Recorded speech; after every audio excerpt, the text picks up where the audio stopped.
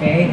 Even though we already ended his term, or his term already ended, but he's still with us, Commissioner Archie Buaya. Assalamualaikum warahmatullahi ta'ala wabarakatuh to all of us.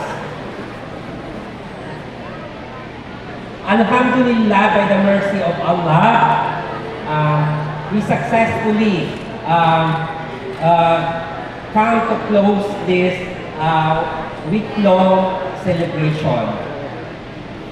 So for the past several days, we have shown that the Bangsamoro Human Rights Consciousness Week is not just only a ceremonial event, but this is a living commitment to justice, dignity, and our shared identity as Bangsamoro. So, as we close this meaningful week, let us be reminded as what our chairperson emphasized, that in the Kaadaan, stand firm on our shared way of life. Our celebration, it should have been a 7-day celebration, but here in BHRC, or in BARN as a whole, mas pinasaya at mas pinahaba. Because under RA 9201, it should have been December 4 to 10, pero sa atin sa BARN, December 1 to 10, so that mas mapalawig pa at we bring closer our services to the people.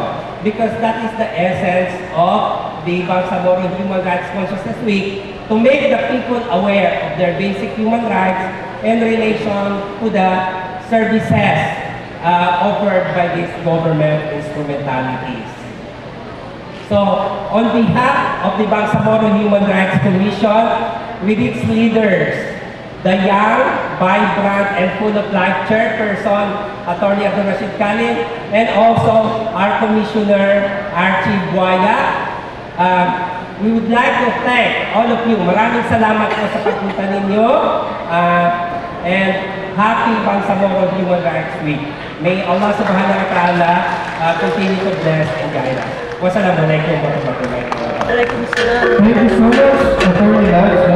So that was his for closing remarks. So today also